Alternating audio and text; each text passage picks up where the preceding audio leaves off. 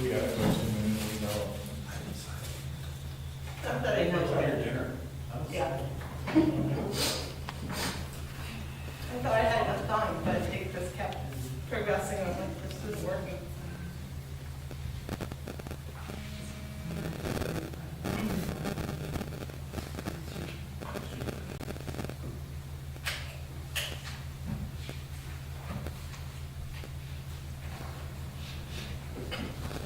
I'm going to unmute soon, just because it records, otherwise I don't know if it'll record anything.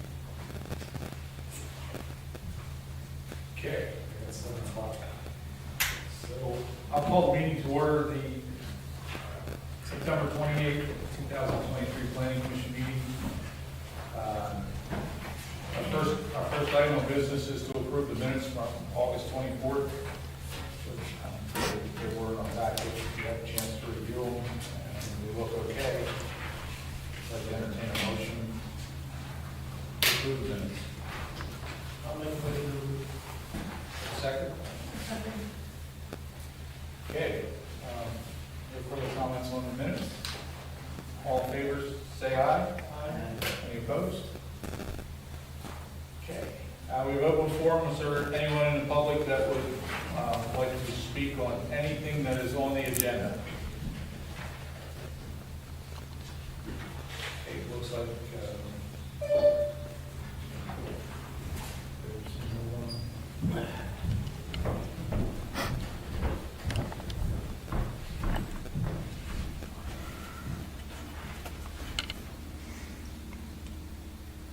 Valerie Schultz is showing on Zoom.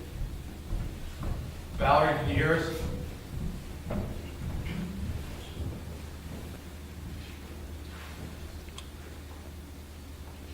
says there's two up there. There's one on. Yeah, I clicked on it. Ask her. Valerie, can you hear us?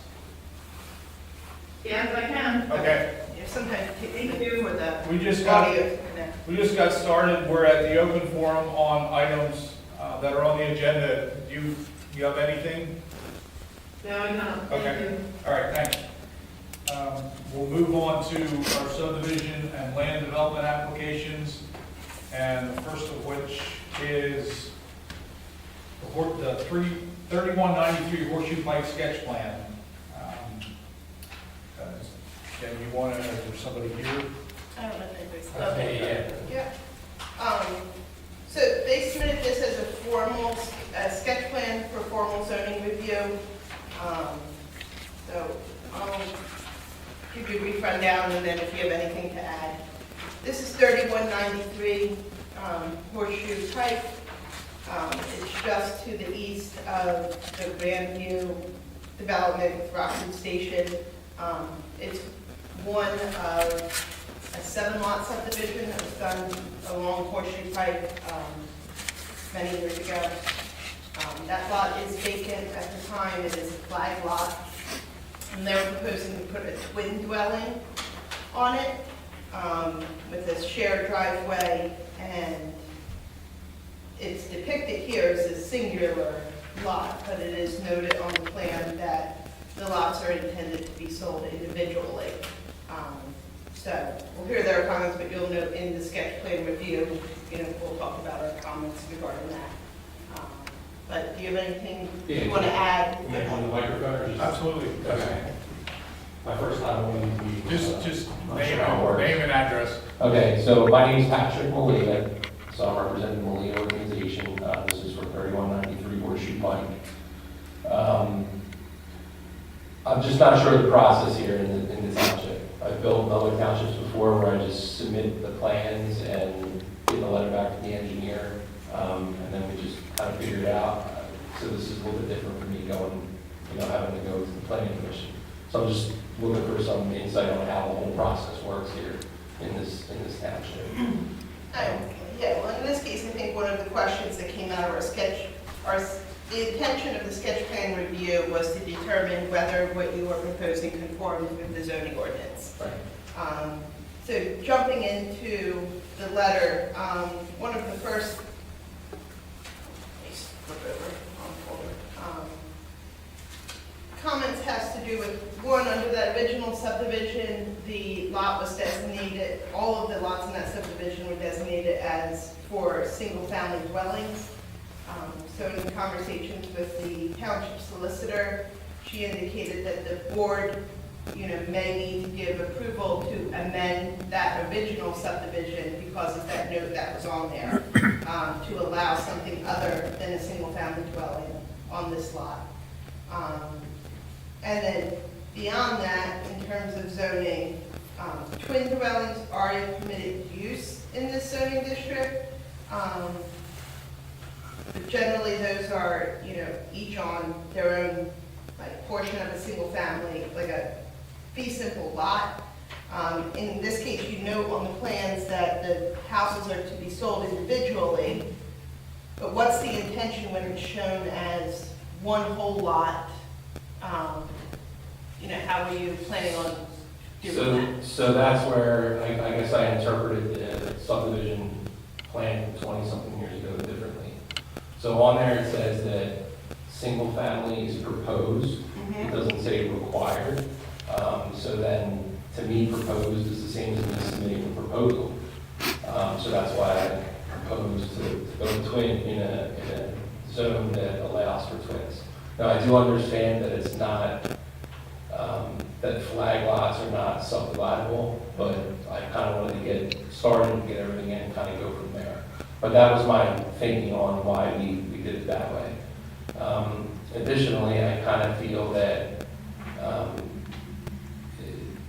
I don't know if the board has to rule on that or if there's a variance process or whatever the process is, but I feel like a twin, I'm defining a twin as a side-by-side, where, a duplex is up and down.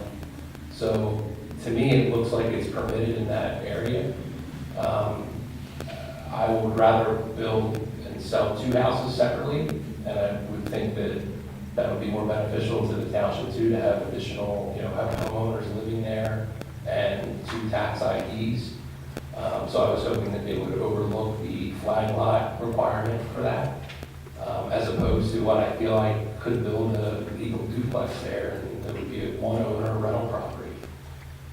That's kind of where I'm coming from. Yeah, I guess from a zoning standpoint, to sell those individually, they need to be on their own individual lots. Right. And to create their own individual lots, there would be zoning variances necessary. One from you can't subdivide a flag lot.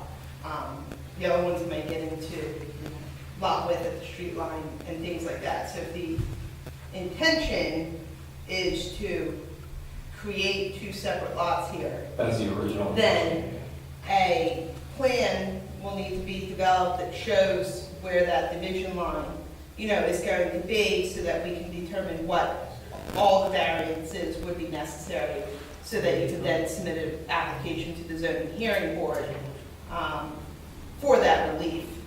And then I would think prior to you submitting for that zoning hearing relief to create the two lots, the solicitor should talk to the board and see how they want to handle that original note that's on that original subdivision plan, to see if that has an impact.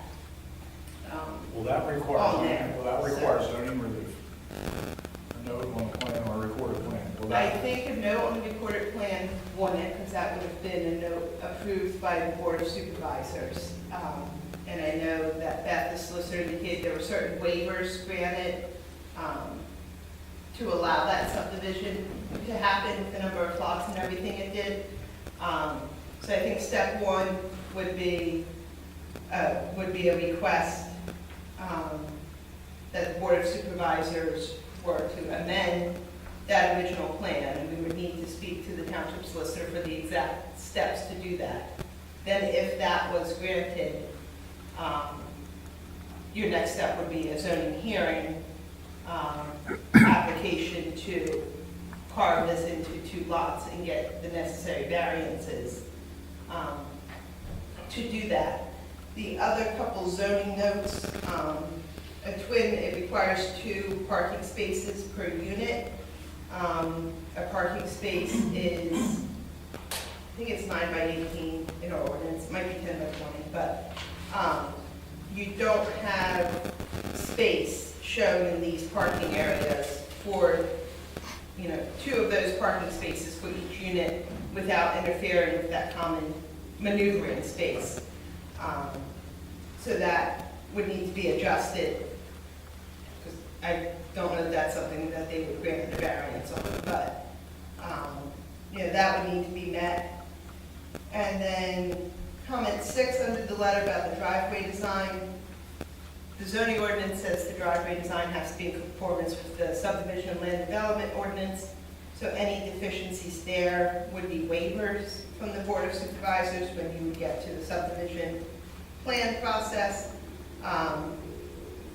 You know, so that would need to be addressed because it's not a single family detached dwelling driveway. It's a twin driveway which requires larger setbacks that can't be accomplished, you know, within that 5 strip. And then sewage planning through DEP, because the original approval was for a single family versus a twin. So, you know, I think your process is, if your intention is to subdivide this into 2 separate lots, we should get an updated exhibit showing where that subdivision line is going to be and the area and bulk regulations for each lot, so we can re-verify those. And then I would think that plan would first, you know, we'll talk to the township solicitor, go to the Board of Supervisors for determination of whether that note on that original subdivision plan is about the single-family dwellings, you know, restricts it to single-family dwellings, or, you know, if they're willing to allow a twin, you know, subdivision of that to go there. So I think that's kind of your steps. But ultimately, if he does put in a zoning hearing application, or if this goes to the board for allowance for a twin, your feedback would be, you know, requested on the zoning hearing app. When it comes in, we would do it formally then. But if you guys have thoughts and comments on the proposal now, you know, that may help guide them of where they take this project. I agree with Jim. I think probably your first step is really to go to the Board of Supervisors. I mean, it's going to be a heck of a lot easier to do a single-family home on that lot than it's going to be to do a duplex, but that's really kind of up to them how they feel about it. And you know, I mean, before, I don't really have an opinion until we hear what the supervisors are. Because if they tell you that they're not interested and they don't think that it's something that's feasible, then we're kind of finished. Right. I mean, I guess as part of that, the board may look for your guys', you know, thoughts. It doesn't have to be a formal motion, but if there's any just general thoughts on, I mean, ultimately, if they do allow twin, you can see this is going to be a number of variances, you know, one of which is to subdivide a flag lot. That should be the only variance based on what's there. I mean, we tried to look at the ordinance pretty close Okay. for you. So you're gonna make them fee simple lots? That would be the ideal situation. Again, because I think it's better to have, I'm a real estate broker in addition to building houses. So there's a severe, as everyone knows, housing shortage in the area, and I think it would be better to have 2 units where owners would live there rather than renters. But like I said, I do feel like if it's not, I feel like I could legally build a duplex or call it a twin, to one owner owns the whole building, if that wasn't approved, without any of the crazy rules or anything.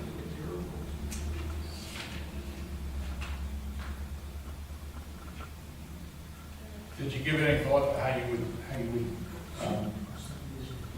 define the deed lines? So you just right down the middle on it? Probably, yeah, because I think that flag pole is only, I don't have my thing in front of me here, maybe 25 feet wide. Yeah. So I couldn't do two, it's just too, too narrow, I think, to do two driveways. It would just be one driveway, shared down the middle until it breaks off to the spot where the houses would be. And the houses I have kind of on an angle, facing that flagpole area, and then the line was just right down to the center of that. For one house, 25 square, right? Correct, the flag lot has to have the 25-foot width, which is there, so, I mean, I know there would be a variance to subdivide the flag lot itself. I think from their zoning table, that they can provide the net lot area for each unit, which is required to be 5,500 square feet per unit. What is the size of this lot? The size of the lot total is 0.67 acres, that includes the flagpole. I can't read it. Yeah. So it's 2/3 of an acre. Flagpole's roughly, what, 5,100 square feet? 5,000. About that, yeah.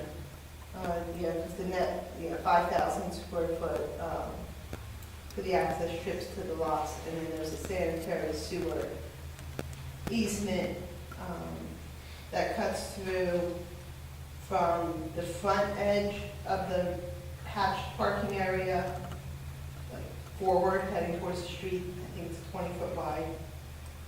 Sanitary sewer easement that's there, so that from their net lot area, that could add another 2,300 square feet. So what does the lot size need to be able to subdivide?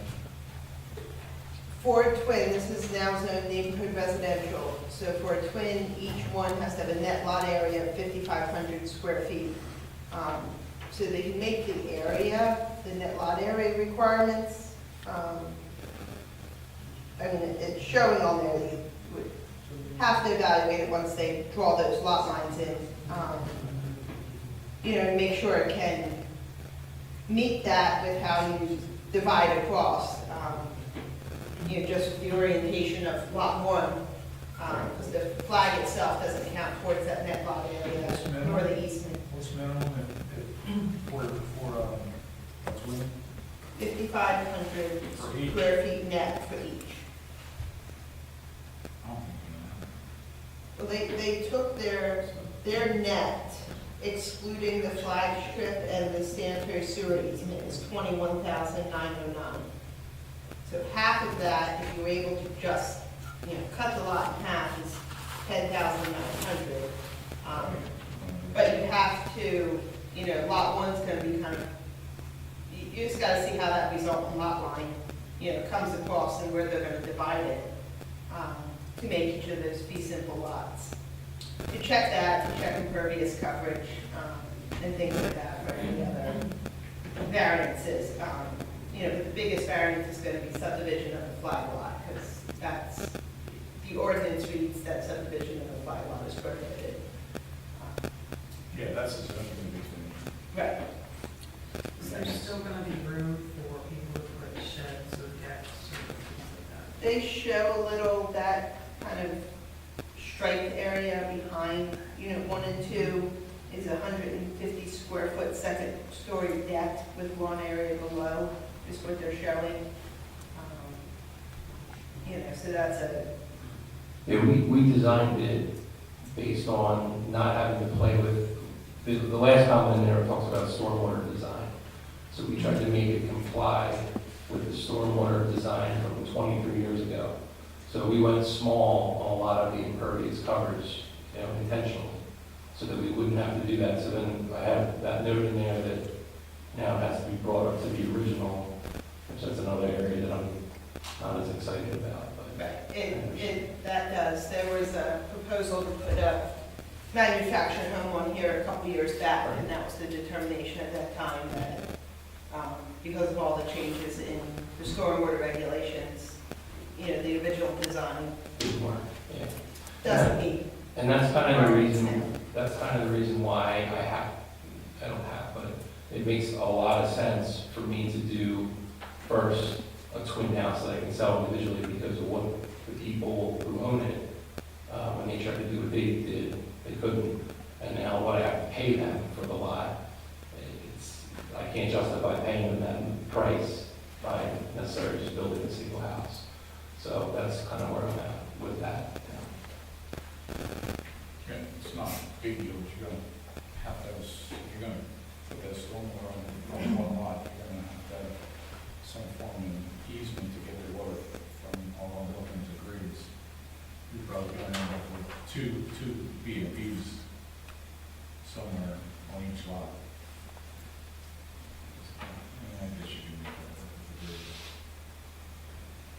You know, those are all things that, you know, there's going to be shared driveway agreements and, you know, easements and stuff accordingly, you know, in there, to ultimately make it work. But I think the first step would be to show a proposed division line of where you would subdivide the two lots. I would resubmit that, you know, to our office first. Let us update that zoning review letter that we did with that.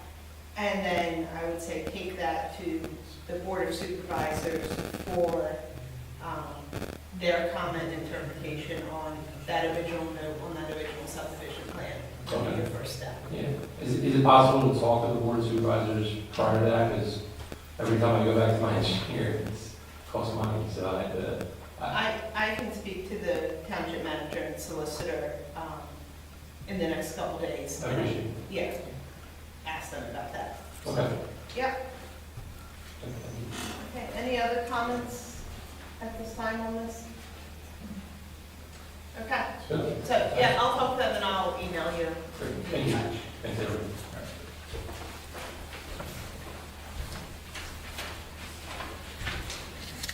Our next subdivision item, Joshua and Stephanie Stoltzfus, it's a lot add-on, and I believe Mr. Hershey's here to represent the owners. And Jen, I don't know if you want Ron to go through it first? Sure, it's fine.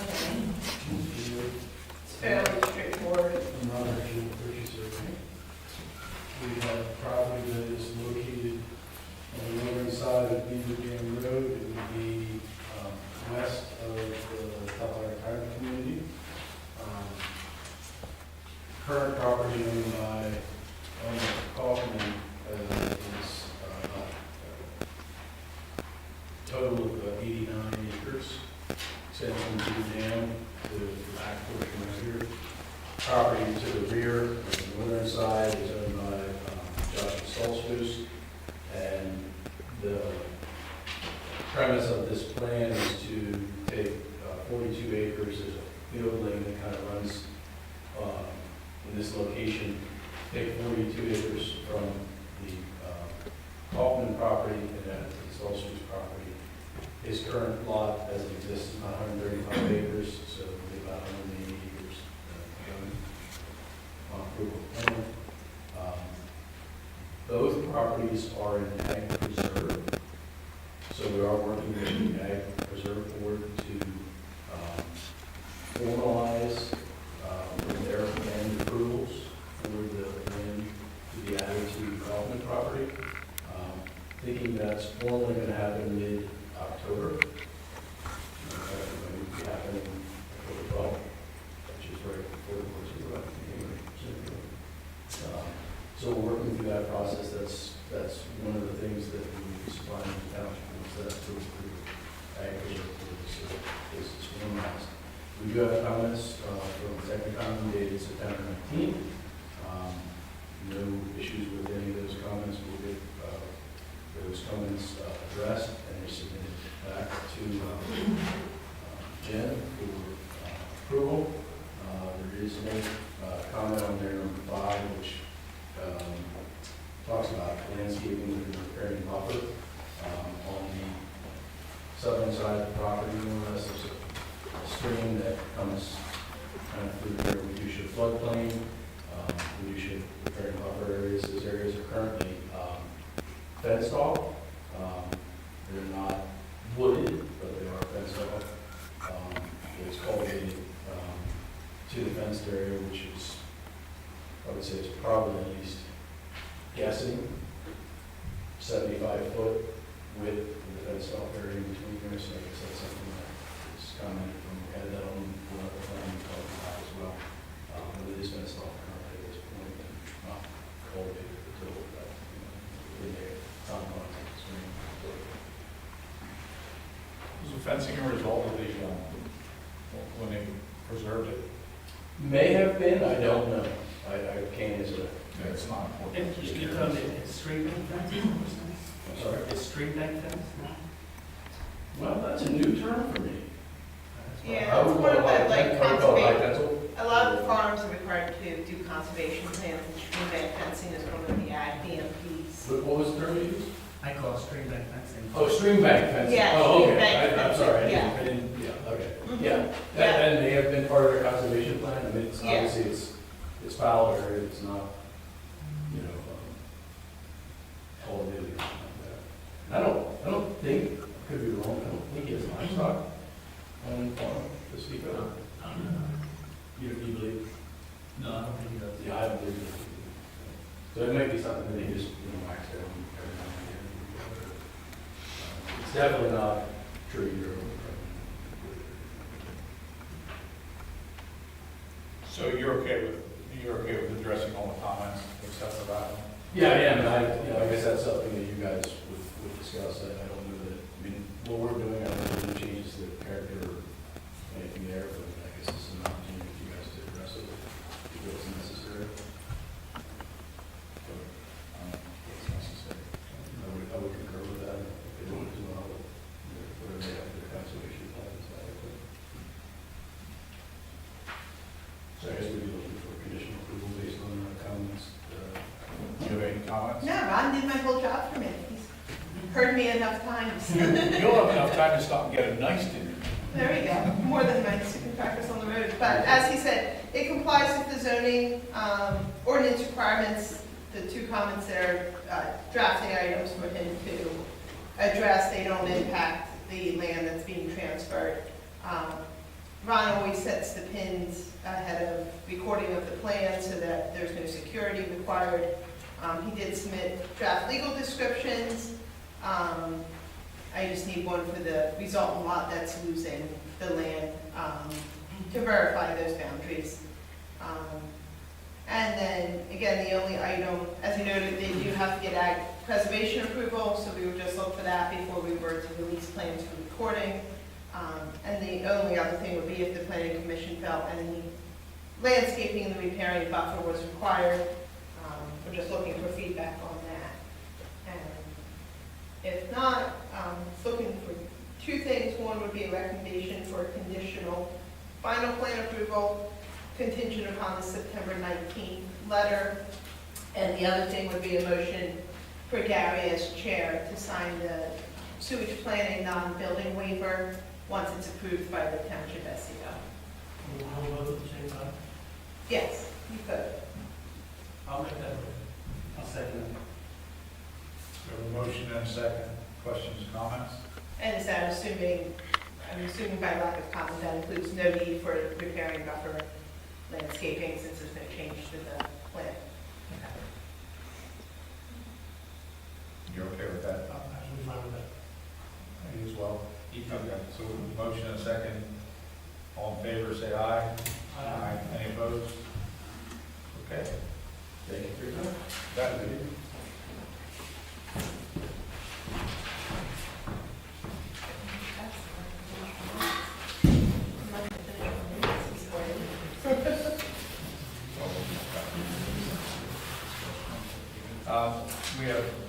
There are no zoning hearing board conditional use applications that we need to comment on. Other business, there's a lawn and meadow workshop. I guess that would be on Tuesday. Yes, on Tuesday.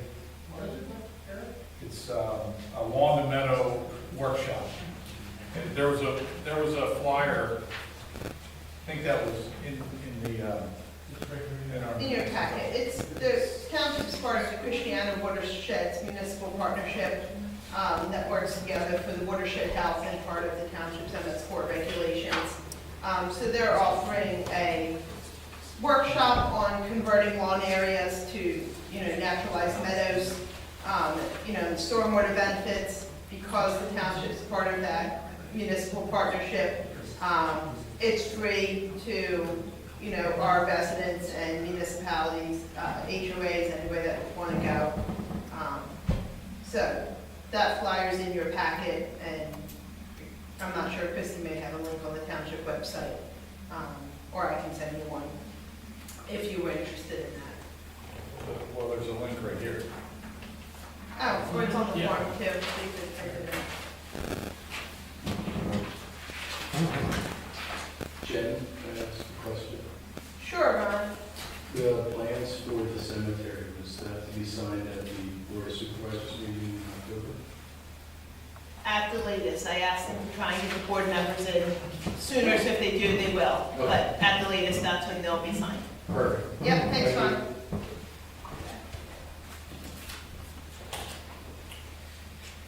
Okay, now we're to the open forum on any other matter.